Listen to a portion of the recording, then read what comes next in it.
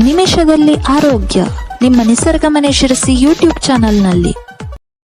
ಎಲ್ಲರಿಗೂ ನಮಸ್ಕಾರ. ನಾನು ಡಾಕ್ಟರ್ ವೆಂಕಟೇಶ್ ಗಾಂವ್ಕರ್, ವೇದ ಆರೋಗ್ಯ ಕೇಂದ್ರ, ನಿಸರ್ಗ ಮನೆ ಶಿರಸಿ ಆಯುರ್ವೇದ ವೈದ್ಯ. ವೀಕ್ಷಕರೇ, ನಿಮಿಷದಲ್ಲಿ ಆರೋಗ್ಯ ಕಾರ್ಯಕ್ರಮಕ್ಕೆ ನಿಮ್ಗೆಲ್ಲ ಸ್ವಾಗತ.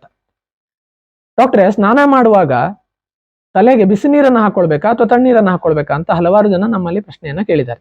ಅಂದ್ರೆ ಬಿಸಿ ನೀರಿನಿಂದ ತಲೆ ಸ್ನಾನ ಮಾಡೋದು ಒಳ್ಳೇದು ಅಥವಾ ತಣ್ಣೀರಿನಿಂದ ಮಾಡೋದು ಒಳ್ಳೇದು ಅಂತ ಹೇಳಿ. ಸೊ ಆಯುರ್ವೇದ ಶಾಸ್ತ್ರದ ಪ್ರಕಾರ ಏನು ಅನ್ನೋದನ್ನ ಈ ವಿಡಿಯೋದಲ್ಲಿ ನಾನು ನಿಮ್ಗೆ ತಿಳಿಸ್ಕೊಡ್ತೇನೆ. ಅದಕ್ಕಿಂತ ಮುಂಚೆ ನೀವು ನಮ್ಮ ಯೂಟ್ಯೂಬ್ ಚಾನೆಲ್ನ ಸಬ್ಸ್ಕ್ರೈಬ್ ಮಾಡಿ, doctor Hegde's health tips WhatsApp ಗ್ರೂಪನ್ನು ಜಾಯ್ನ್ ಆಗಿ, ಉಚಿತ ಆನ್ಲೈನ್ ಸಂದರ್ಶನಕ್ಕಾಗಿ ನಂಬರ್ಗಳಿಗೆ ಮಿಸ್ ಕಾಲ್ ಅನ್ನು ನೀಡಿ. ಆಯುರ್ವೇದ ಶಾಸ್ತ್ರದ ಪ್ರಕಾರ ತಲೆಗೆ ಅತಿಯಾದ ಬಿಸಿ ನೀರಿನಿಂದ ಸ್ನಾನ ಮಾಡಬಾರ್ದು ಅಂತ.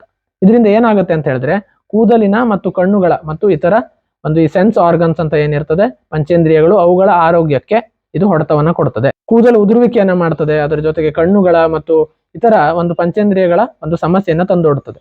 ಹಾಗಾಗಿ ನೀವು ತಣ್ಣೀರಿನಿಂದ ಸ್ನಾನ ಮಾಡಬಹುದು, ಅಥವಾ ಯಾರಿಗೆ ಈ ಕಫದ ಅಥವಾ ಈ ಶೀತದ ಸಮಸ್ಯೆ ಇದೆ ಅಂತವರು ಉಗುರು ಬೆಚ್ಚಗಿನ ನೀರಿನಿಂದ ಸ್ನಾನ ಮಾಡಬಹುದು.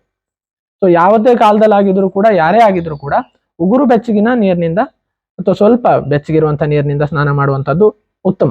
ಸೊ ಯಾರು ಕೂಡ ತಲೆ ಸ್ನಾನಕ್ಕೆ ಬಿಸಿ ನೀರನ್ನ ಅಥವಾ ಅತಿಯಾದ ಬಿಸಿ ನೀರನ್ನ ಬಳಸೋದು ಬೇಡ. ನಿಮ್ಮ ಆರೋಗ್ಯವನ್ನು ಕಾಪಾಡಿಕೊಳ್ಳಿ ಅಂತ ಕೇಳ್ಕೊಳ್ತಾ ಎಲ್ಲರಿಗೂ ಧನ್ಯವಾದಗಳು.